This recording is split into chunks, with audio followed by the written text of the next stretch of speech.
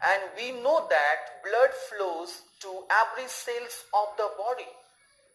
फिर क्या होगा? वो जो एब्जॉर्ब फूड है वह ब्लड के through each and every cells में पहुंच जाएगा. अगर ये सेल्स इसे मान लें तो यहां पर ब्लड के थ्रू आ रहा है हमारा फूड. और हम यह भी जानते हैं कि during the process of respiration blood के हीमोग्लोबिन पार्ट के साथ मिलकर ऑक्सीजन आता है और यह ऑक्सीजन इस फूड को ऑक्सीडाइज कर देता है. That is known as the oxidation of the food. और इसके ऑक्सीडेशन से लिबरेट होता है एनर्जी, जिसका हम करते हैं use for doing various activities. और यह एनर्जी फिर एटीपी के फॉर्म में स्टोर भी होता है. Then food which remains undigested enters into the large intestine.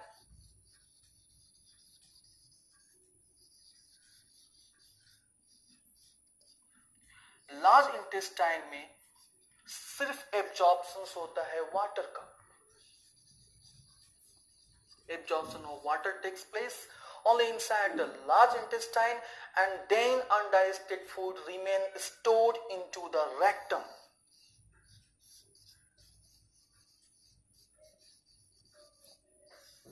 And this undigested food then released outside the body through anus, that is known as the ejection.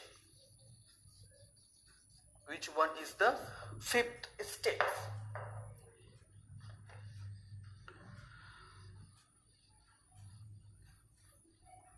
So these are all about the nutrition, how the process of holozoic nutrition takes place in human being. हमने देखा कि food सबसे पहले mouth में enter करता है. Mouth में 4 types of teeth के साथ फूड जो है पूरी तरह से क्रश होता है, और क्रश होने के बाद जब उसमें स्लाइवा मिक्स होते हैं तो उससे हम बोलस करते हैं. Then food enters into the oesophagus part. वहां किसी भी तरह का कोई डाइजेशन नहीं हो रहा है. फूड फिर स्टमक में पहुंच रहा है. स्टमक में गैस्ट्रिक जूस सीक्रेट हो रहे हैं, और गैस्ट्रिक जूस में है एसियल, pepsin and mucus.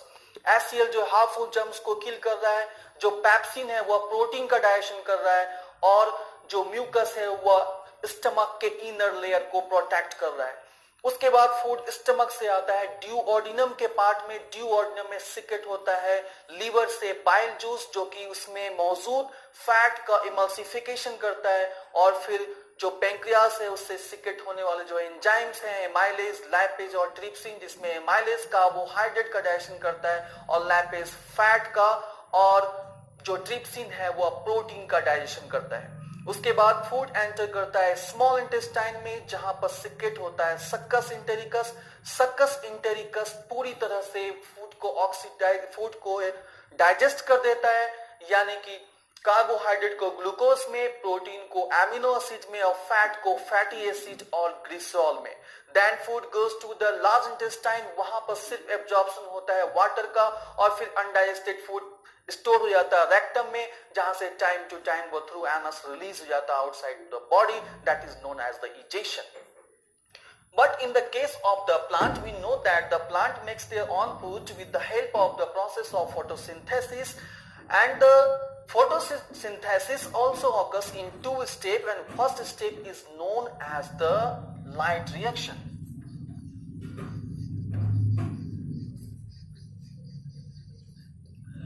Light reaction नाम से ही पता चलता है कि यह जो रिएक्शन होगा वह बिल्कुल ही लाइट के प्रेजेंस में होगा.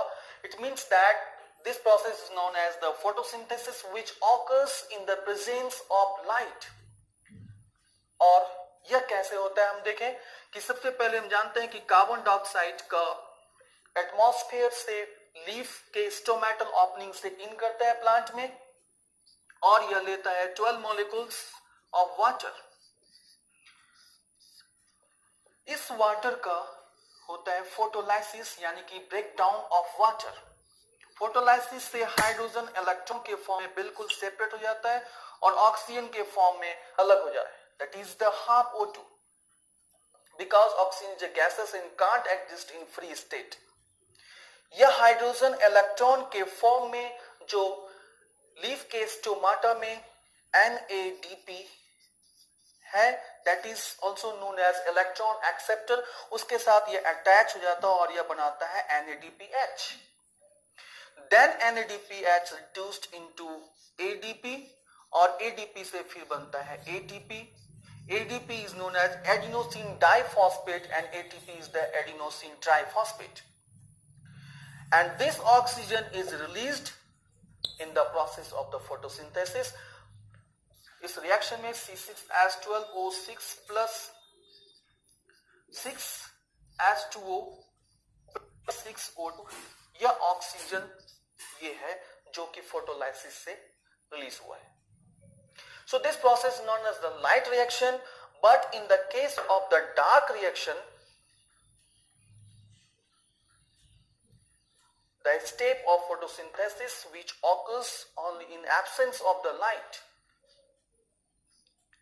Carbon dioxide any time available होता है हमारे एटमॉस्फेयर में. इस कार्बन डाइऑक्साइड को एक्सेप्ट करने वाला है RUBP, रूबुलोज बाइफॉस्फेट, और यह रूबुलोज बाइफॉस्फेट इस कार्बन डाइऑक्साइड को पूरी तरह से रिड्यूस कर देता है ग्लूकोज में C6H12O6, और इसमें हेल्प करने वाला है NADPH जो कि रिड्यूस हो जाता है फिर से NADP में, ताकि वह फिर से दिन के समय इस हाइड्रोजन को as a hydrogen acceptor, as a electron acceptor की तरह वह वर्क कर सके. एंड ये जो साइकिल है, ये साइकिल पूरी तरह से चलती रहती है कि एटमॉस्फेयर से कार्बन डाइऑक्साइड को RUBP ने लिया और फिर उसे बनाया उसका glucose, that is the food, और फिर से यहाँ पर RUBP का रीजनरेशन होता है और यह साइकिल चलती रहती है. चूंकि इस साइकिल की खोज एंडी बेंसन और मेल्विन कैल्विन ने किया था, इसलिए इस साइकिल को कैल्विन बेंसन साइकिल भी कहते हैं.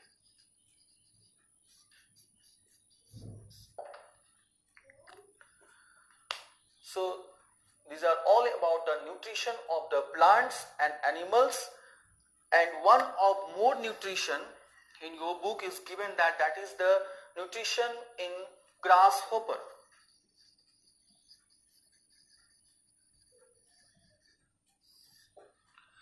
ग्रासहॉपर में जो न्यूट्रिशन होता है, चूंकि ग्रासहॉपर एक इंसेक्ट है इसलिए इसका डाइजेस्टिव सिस्टम भी एक पर्टिकुलर टाइप का होता है. यह अपने 4 लेग से फूड को एंटर करता है माउथ में. लाइक इन ह्यूमन बीइंग, इसके भी सलाइवा में टैलिन होता है जो फूड के स्टार्च को कंप्लीट कन्वर्ट कर देता है माल्टोज में. उसके बाद फूड इसके इसोफेगस से इन करता हुआ फिर जाता है इसके क्रॉप पार्ट में. क्रॉप से फिर फूड एंटर करता है इसके गिजार्ड में. And here is a very important question is that what is the function of gizzard? Gizzard actually crushes the food into small particles ताकि वह फूड इजीली वह पास हो सके और उसका एब्जॉर्प्शन हो सके. फूड उसके बाद जाता है स्टमक में और स्टमक से फिर उसके इलियम पार्ट में. इलियम में फूड का एब्जॉर्प्शन होता है. Then into the colon part. Colon में इसका वाटर का एब्जॉर्प्शन होता है और फिर जो अनडाइजेस्टेड फूड है वो पिलेट के फॉर्म्स में बॉडी से रिलीज हो जाता है, that is known as the egestion. तो जब फूड एंटर कर रहा है माउथ में, फिर से हम वही हेडिंग यूज करेंगे, that is the ingestion. Food का जिस समय डाइजेशन होता है stomach up to the stomach, तो यहां से इतनी बातें हम लिखेंगे डाइजेशन में, सेकेंड हेडिंग. और फूड का जब इलियम पार्ट में एब्जॉर्प्शन होता है और कोलोन पार्ट में वाटर का एब्जॉर्प्शन होता है, तो हम इतनी बातों को लिखेंगे हम एब्जॉर्प्शन. और जब वही फूड सेल के साइटोप्लाज्म में पूरी तरह से एसिमिलेट हो जाता है, तो वह स्टेप आएगा एसिमिलेशन का. एंड जस्ट जब फूड अनडाइजेस्टेड फूड रिलीज हो जाता है पिलेट्स के फॉर्म में outside the body of the grasshopper, तो वह स्टेप आएगा इजेशन में. तो जितने भी हायर ग्रेड्स एनिमल्स हैं उसमें जिसमें होलोजॉइक न्यूट्रिशन होता है, हमें सिर्फ ये 5 स्टेप्स हमें याद रखनी है, बाकी जो उसका प्रोसेस है वो अपने आप